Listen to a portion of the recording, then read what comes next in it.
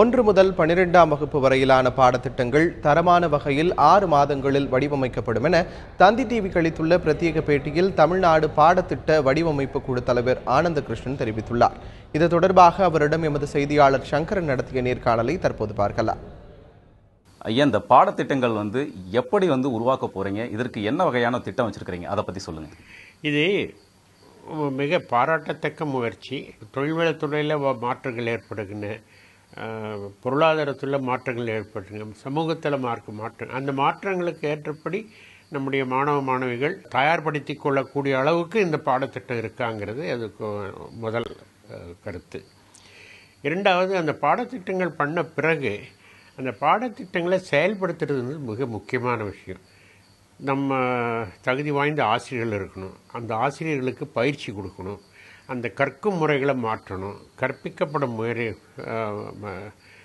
முறைகளெல்லாம் நம்ம தேர்வு பண்ணி எப்படி பண்ணுறதுங்கிறது அது ஒன்று. எங்களாலேயும் அந்த அடிப்படை அறிவை நாங்கள் பெற முடியும் அப்படின்ற அந்த ஒரு மாற்றத்தை ஏற்படுத்துறதுக்கு எந்த வழியில் இந்த கற்க முறை, அந்த சிலபஸ் பாடத்திட்டம் இதெல்லாம் செய்யணும்னு இதுதான் எங்களுடைய முக்கியமான குறிக்கோள். ஐயா, ரெண்டாவது, இந்த பாடத்திட்டம் உருவாக்குவதற்கு அதிகபட்சம் எவ்வளவு காலம் எடுத்துப்பீங்க? இதில் யாருடைய கருத்துக்களை கேட்கறதுக்கு திட்டமிட்டு இருக்கீங்க? அதை பற்றி சொல்லுங்க. நான் நினைக்கிறேன் ஒரு 6 மாத காலம் வரும்னு நினைக்கிறேன். பொதுமக்களுடைய கருத்தை கேட்கணும், இமெயிலையோ அல்லது எழுத்து மூலமாகவோ கேட்கணும், மாணவர்களுடைய கருத்தை கேட்கணும், ஆசிரியர்களுடைய கருத்தை கேட்கணும், மற்ற கல்வியாளர்களை அழைச்சி அவங்களுடைய கருத்து என்னன்னு கேட்கணும். தமிழகத்தில் இந்த நீட்டு தேவையா இல்லையாங்கிறது ஒரு பெரிய சர்ச்சையா போயிட்டு இருக்கு. இதை நீங்க எப்படி பாக்குறீங்க? நம்ம பசங்க ரொம்ப பிரைட்டு, நல்லா இருக்காங்க. அவங்களுக்கு வேண்டிய அளவுக்கு நம்ம அந்த ஸ்கூலில் நமக்கு ட்ரைனிங் கொடுத்தோம்னா அவங்க கட்டாயம் எழுதி முன்னுக்கு வருவாங்க.